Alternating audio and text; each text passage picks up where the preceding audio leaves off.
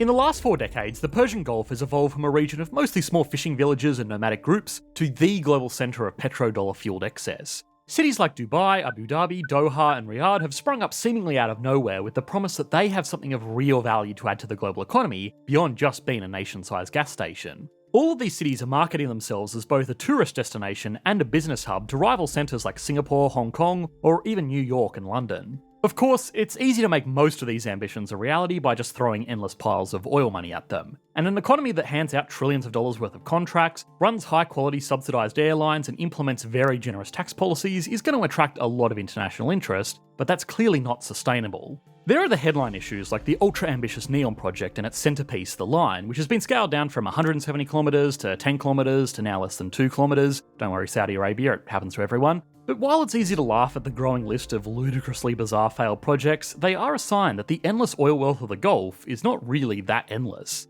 That could quickly become a major problem for these countries because they've staked their future on that dream of tourism and international business. But it's becoming increasingly unclear if these industries will stick around for longer than they're paid to. In the race for the hearts and dollars of international businesses and wealthy tourists, reputation is everything. Dubai has gone from being internationally recognised as the wonder city of the future to that kind of tacky place where crypto bros rent Lamborghinis to look rich for a weekend. That's to say nothing of the negative attention that the other Gulf states have received. The only way to know for sure if their economic plan for longevity is working is to see what happens after the oil wealth runs dry. But by then it will be too late, and at that point all of these big projects, generous tax incentives and questionable migration policies will just be a drain on what few resources they have left for what few people they have left.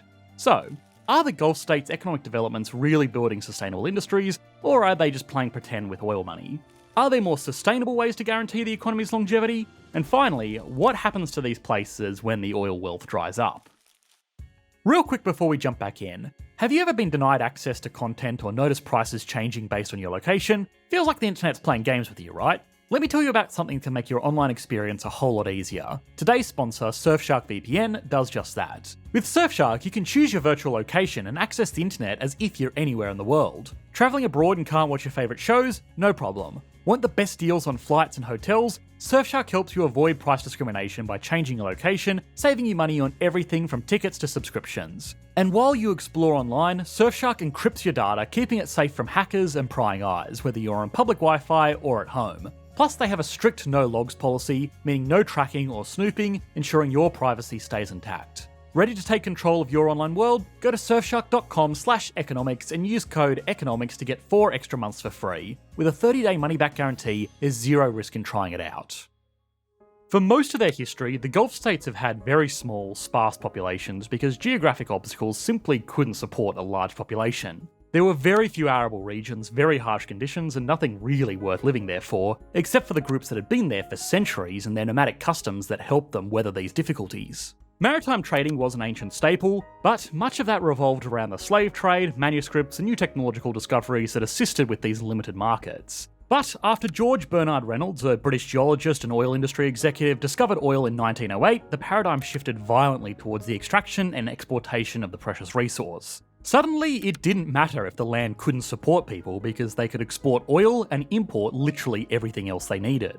The economic development has transformed Gulf societies and economies, and at the same time the population has also undergone a significant change. Specific countries like the UAE are now home to almost 100 times as many people as they were when oil production first started to ramp up in the 1960s. A lot of people have moved there as oil workers and support workers, but a lot of people have also moved there because of the industries the country is building. Top-tier engineers and business executives have made a home in the countries inhabiting the Persian Gulf, often used for PR to show how developed the region has become. However, the bulk of new labour consists of underpaid labourers. The conditions they endure to build oil-funded vanity projects and questions regarding sustainability of this Persian Gulf oil boom are contributing to a growing controversy. Specifically the kafala system, giving Gulf countries almost total control over migrant workers' employment and immigration status. The lack of regulations and protections for migrant workers' rights often results in low wages, poor working conditions, and employee abuse. Even despite these now very well documented problems, this paper population boom by itself is also not sustainable because it was never really meant to be.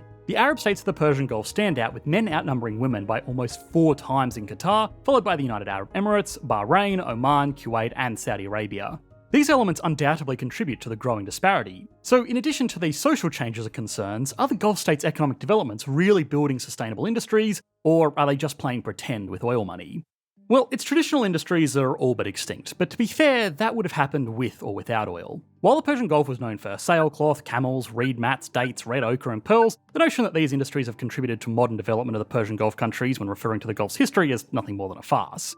Typically, oil wealth can compromise existing local industries, but of course, these would have died anyway. Sailcloth is almost non-existent, camels are primarily used for novelty meat, dates are grown virtually everywhere in the world with similar conditions, pearls are a slow, limited game, and textiles are far from being a rare commodity. Not to mention that these supplies have historically been scarce, primarily been traded amongst those geographically accessible within the Gulf itself. With arid lands that see little to no vegetation, the modern discussion has always been a matter of energy. Energy with numerous limitations, and more importantly, totally non-renewable. Moreover, the rising population is simply too large to support without the current inflow of oil revenue. These countries couldn't supply enough food and water without imports, and they cannot pay for those imports without oil money. For now, this hasn't been a problem for them, and that's a matter of accessibility. In places like the North Sea or the United States, one can see elaborate oil rig systems to pump the resources out of the ground. The oil is there, but it's challenging to extract.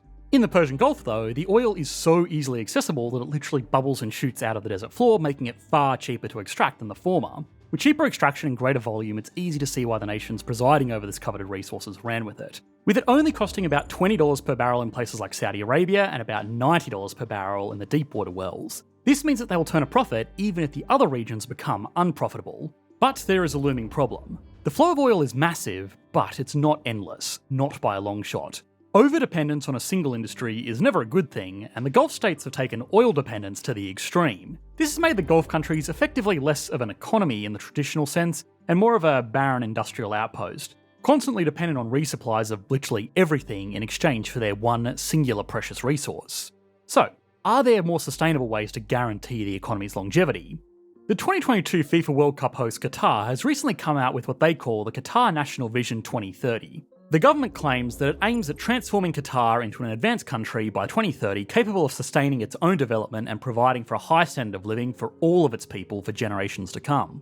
They claim that they'll be able to improve environmental development using Lusail City as a prime example of what is to come. According to what Qatar shares with the press, Lusail is a smart city project intended to house its rising population of expats. Of the 2.3 million people who live in the country, fewer than 315,000 are native Qataris. The plan is to make a hip, modern and sustainable location for remote and domestic workers, a fun place to spend their money. Apparently, what gives Lusail this smart city status is sustainable facilities and utilities. The most notable being a district cooling system. 175 kilometres of piping are projected to save an estimated 200,000 tonnes of carbon dioxide annually. They also make a big deal out of their move to focus on the production of natural gas, which produces 25% less carbon dioxide than gasoline, 27% less than fuel oil, 30% less than crude oil, and 45% less than coal. But these figures still don't represent a long-term solution because this still requires continual extraction of non-renewable resources. And with foreign labourers continuing to come out in large numbers calling for major reforms related to the insanely antiquated kafala system, something that made headlines during and after the FIFA World Cup, the chasm separating Qatar from its 2030 objectives appears to be widening. Then there is Bahrain, which is noted for spearheading the post-oil economic movement, investing in banking and tourism sectors since the late 20th century. They've also expanded their industrial network to include the production of aluminium, signing a free trade agreement with the United States to expand their export base. In 2002, oil made up 42% of Bahrain's GDP, but by 2023,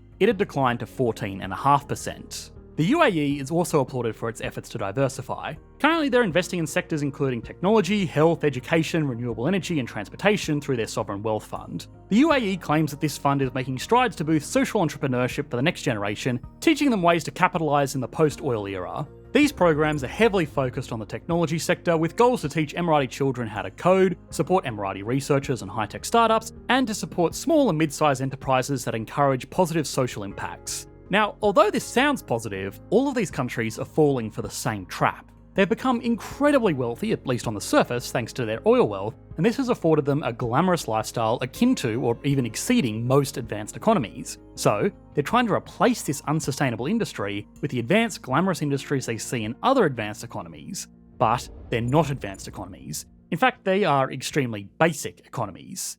Advanced industries like building smart cities to house coders and social entrepreneurs, whatever that means, sounds great, But there is no competitive advantages to running these industries in the Gulf over more established global centres like Silicon Valley or even Shenzhen. Since these countries are all targeting industries that will compete globally, they need to provide a competitive reason why profit-driven businesses should operate there over the places they always have. For now, that reason is because businesses can enjoy tax breaks and a flow of oil money, but when that stops, any advantage that the Gulf states had over existing centres will stop too, and the underlying issues with the region will be the only thing left. For Saudi Arabia, the situation is largely the same. The oil sector alone generated an estimated gross domestic product of approximately 607.7 billion Saudi riyals. That said, the total estimated GDP for the year was about 2.62 trillion Saudi riyals, or almost $650 billion US.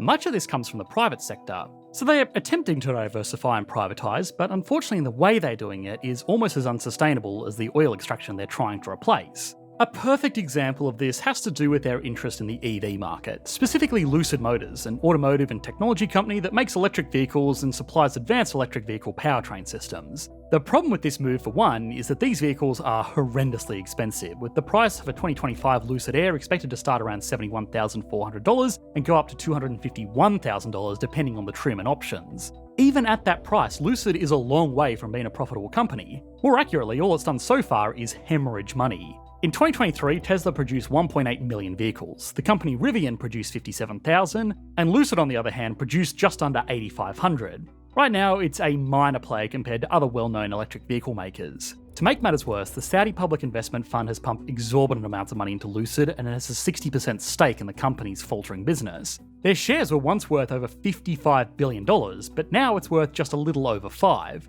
Lucid's gross margins remained hugely negative due to low production volumes. Basically, the Saudis, and arguably their most popular mascot for economic diversification, still make a loss on every single car. The company should have gone bankrupt, but the Saudi government keeps pouring money into it because they're trying to build a high-end auto industry in Saudi Arabia. Theoretically, the dream of a luxury EV company sponsored by the Saudis could work, but the automotive industry is extremely competitive, and there's no comparative advantage to building high-end cars in the Persian Gulf over building them in regions that have more skilled auto workers, or even just a history of producing high-end automobiles. People will happily shell out six figures for a car made in Germany, Italy, or even the USA, but a six-figure car made by a relatively unknown company in the King Abdullah economic city is a little bit more of a hard sell. So why are they doing all this? Well, it all goes back to trying to replicate the glamour of an advanced economy by just making the industries of an advanced economy. They're the national equivalent of trying to start a party by just spending lots of money on it. The money might attract a crowd, but as soon as it dries up, people are going to leave and go back to a place where they can actually have a good time. The real solution is just to embrace the mundane and admit that isolated cities in the middle of the desert are going to struggle to accommodate major global industries. But that's okay. With so much oil money floating around, the countries in the Persian Gulf could easily create a sovereign wealth fund that just invests internationally for the good of its people. A low population state like Alaska does this with its permanent fund. The Gulf states have far more oil and far fewer native citizens. Of course, they do technically have established sovereign wealth funds at their disposal, but they are highly opaque and are used more as the personal piggy bank of the ruling families. A sovereign wealth fund that invests in real sustainable businesses and is transparent could easily fund a very high standard of living for the small native population of these countries well after the oil industry has moved out. But there's the reason that these dynasties don't usually encourage such an idea. Safe, sustainable investment isn't as glamorous as mega projects and being an international business hub.